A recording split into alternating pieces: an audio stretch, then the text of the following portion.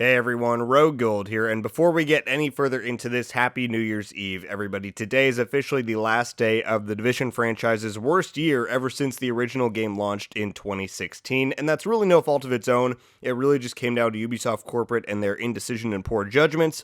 I won't jump down that path yet, but why are we here today? Well, because this has been such a strange roller coaster of a year for the Division brand, I figured it would just be kind of fun to reflect on how we got to where we are now with this past year's events, speculate a small bit on what's to come in 2022, and finish things off by letting you guys know, as the title says, why this year's events convey to me how the Division 3 is more certain than ever. So let's just get into it. This is going to be a pretty casual conversation and discussion we're having today. I will apologize in advance if my voice sounds a little funny. I do have a cold right now, but the show must go on, and this is the last day of the year, so it's worthy of a video for sure. Let's just get into it. What I think amuses me the most is just how drastic of a transformation this community has undergone from January 1st of this year to today, December 31st. Like, the amount of ups and downs we've gone through for the Division this year is just astronomical. May I remind you, New Year's Day 2021, we didn't even know about massive Star Wars project. That's right, at the beginning of 2021, myself and a large portion of the Division community was anticipating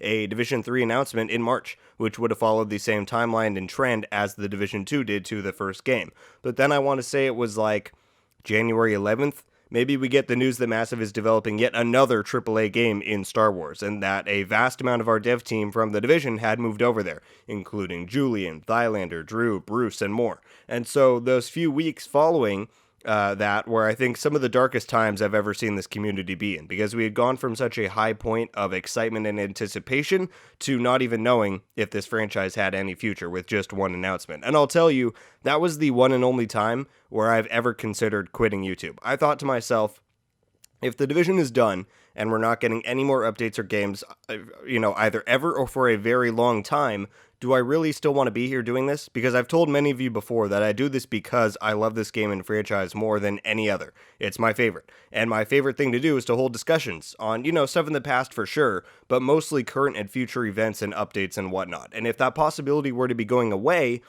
I don't know if I'd have much to contribute anymore. I'd still certainly play the game, of course, but I've been told I should cover other games countless times because it would allow me to grow a lot more, and the truth is, I'm here for and because of the Division. I don't care to cover any other games because I'm driven by my passion for this IP and by my desire to see this game improve and evolve over time. And so I hope that this anecdote is a good exemplification for those of you who still believe that I'm just in this purely for the money, but I digress. That was a huge sidetrack. Luckily, I did not act on any of those considerations to move on from YouTube because early February is where we got our confirmation that the Division 2 was not done for, and we were informed of the basic plans moving forward, which was that over the course of the year, this newly reformed Division 2 team, led by Yannick and the folks at Massive, and in their partnership with a workforce at Ubisoft Bucharest, would be working on new content for the game that wouldn't be ready for several months. So that was a big sigh of relief for sure, for a lot of people, myself included. At least something was still coming, but we still didn't really have much concrete info on a timeline. At that point, many of us thought that E3 was when we would then see a fuller presentation on what this update was going to be offering us. That eventually led us to May, where one random morning we got the bombshell news from Ubisoft regarding their plans for the Division universe. Now, I'm not going to lie, to this day, I think that day remains one of the most hype moments of being a Division fan ever, for me personally. Mainly because the Division Heartland was announced, and the details and the color palette of that artwork image we got really just spoke to me for whatever reason. But also, we got to hear that it was a Red Storm solo project, which really excited me, mainly because given their track record, that would heavily indicate a PvP-centric, focus for the game, and so that was incredibly exciting. But then in general, it was just so nice to see an article in a day where it felt like Ubisoft was really pronouncing their commitment to the Division IP. I mean, the Division was trending on Twitter that day, and rightly so. This Division universe they were touting us promised us new games and transmedia content for a long time to come, and I still believe to this day that if they would actually commit more heavily to these things, they'd see immense success. Well, unfortunately, following that point, we were met with months of unanticipated silence. Nothing for the Division 2 or Heartland was shown at E3, Gamescom, the Game Awards, or any Ubisoft Forward event in the back half of the year like many thought would happen. And so even to this day, December 31st of 2021, we have not that much more info on the Division universe other than the bits of news and details we began to get for the Division 2's update before it was delayed past February. Now, that's not to say that that's all the stuff that happened for the Division this year. Heartland did hold several testing sessions, some of which may have gotten leaked, so that was a thing. But then we also did get one little surprise in July with the release of the Division Hearts on Fire, which was a really cool, really neat little audio experience, I think is a more accurate descriptor. Basically, it's like a 5.5 hour non-visual movie on Audible that told a completely standalone story in the setting of the Division 1. It was a really great, really fantastic example of the kinds of stories that I think can be told in tandem to our big, multiplayer games. And it was a lot of fun. And if you haven't given it a listen, I totally recommend it. I also did a review of it. If you care to check it out, I'll try and remember to link it up at the top right now. So yeah, after July, a lot more and nothing. And then obviously we had our whole build up to the Division 2's new update begin in October, leading to the news of things that had been delayed beyond February just a few weeks back. And then Heartland had another leak of sorts that revealed it was now on console for testing. It had some mysterious February date attached to it, kind of TBD if that turns out to mean anything or not. So there you have it, in a very condensed format, a recap of the Division events from this year, simultaneously a lot and not a lot, if you know what I mean. Big promises for the future, but I think a lot of stuff was really announced just too early. But that's really why I've been pushing that the fact that 2022 will be the year of the Division lately, because we are set to get a new novel, probably the Netflix movie, Division 2's new content and subsequent new updates, the Division Heartland, and the Division Mobile. It's a whole lot, but it is really crazy to think that we started this year anticipating a Division 3, and now here we are ending the year with anticipating so much more, in a sense, but still with very little idea of what any of it will look like. So it's a very odd juxtaposition there, in a way. So that's a recap of this odd, drudging, yet hopeful past year for the Division, but what does this mean moving forward, and how does this relate to the Division 3, as I alluded earlier? Well, I've recently seen more and more skepticism that we will ever get a Division 3, and I find that to be kind of silly given what we've seen. Now, to be clear, two things. One, nothing is a given. Maybe we will never get a Division 3. I just choose to believe it's highly likely given what I've seen and interpreted personally, but two, I'm not expecting it to come for many, many more years. Massive has their resources maxed out right now on Avatar and Star Wars, and that's likely not going to clear up until Star Wars is majorly done, considering Avatar is likely going to get a lot of post-launch expansions to align with those subsequent movie releases. But regardless of all that, I'm still highly confident that we will see the Division 3 one day. Why is that? Well, a lot of people try and say that Ubisoft was planning to abandon the Division franchise before new Division 2 content. We know that when they said 2.12 was meant to be the last update, that's kind of just simply false. Given what we know, it's clear to me that the Division Heartland probably coincided pretty smoothly with Massive acquiring the Star Wars deal. So once Julian, David Pulfelt, and Ubisoft recognized that Massive would no longer have the people or resources to go ahead with a Division 3 game, they transitioned focus to Red Storm and kind of, said, carry the torch while Massive works on these other things. Obviously, a lot has changed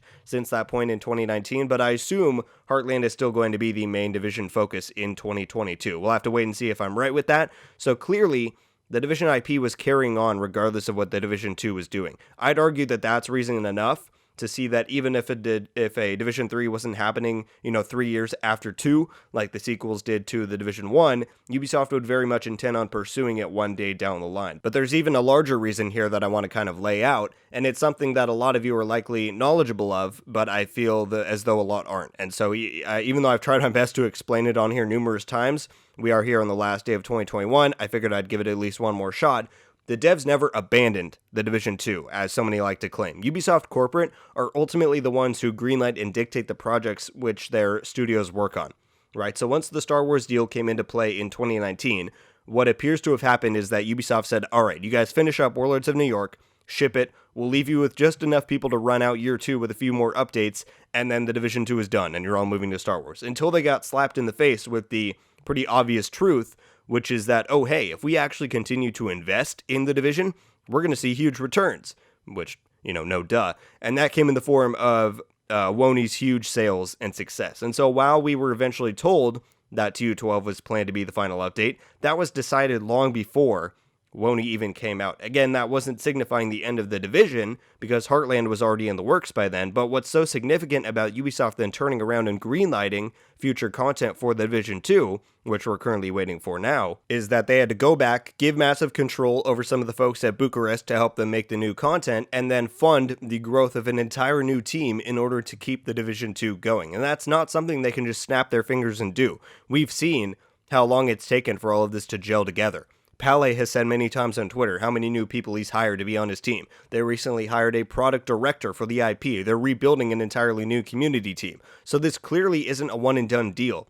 And I suspect that once this first batch of new content drops, we'll then see continued support for probably years to come. Because that's not an investment you make on Ubisoft's end by, reconstructing an entire new team to release one free update. No, I don't know what caused their initial poor decision to fully pull the plug on The Division 2, but Woney kicked them in the head enough and reminded them just how popular and valuable the Division IP is. And I think we're now going to see a long-term continuation of The Division 2 because of that, likely in the form of free updates, then maybe further expansions in 2023 and beyond, and all of that may be leading up to The Division 3 one day down the line. Because at the end of the day, say what you will, but a multi-million-dollar corporation doesn't abandon their IP, which holds the title of the largest selling new IP of all time.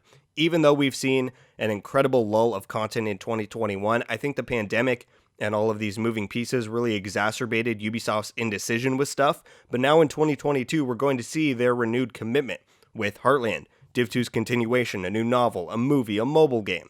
And so that's all to say that 2021 has truly shown me that The Division 3 is more certain than ever, even if it doesn't release until 2026, 27, 28, because even in a year where the Division brand probably brought in its lowest revenue numbers ever since 2016, Ubisoft continued to invest in the franchise and the IP, and they're not making those returns anytime soon. I mean, maybe in 2022, once there's 3 Division games on the market with Div 2, Heartland, and mobile, but maybe even longer than that. And I think they know the true potential that a fully realized and dedicated Division 3 could have one day far in the future. Thank you all so much for watching. Leave a like if you enjoyed this video, and be sure to subscribe with notifications on to be updated every time I upload. Let me know your feelings. That's right, switching it up on y'all.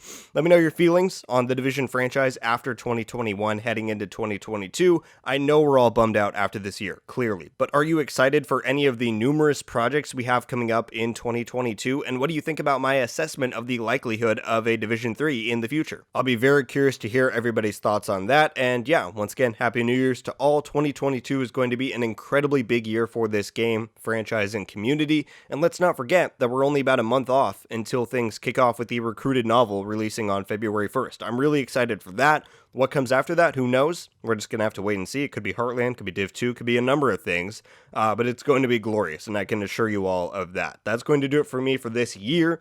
Everybody, thank you for watching and supporting me through this time. It truly means the world. It's been, a rough road, but we're here, and I couldn't be happier that we are. I hope you all have a wonderful last few hours of 2021. I will see you in the year of the Division in 2022. RogueGold, out.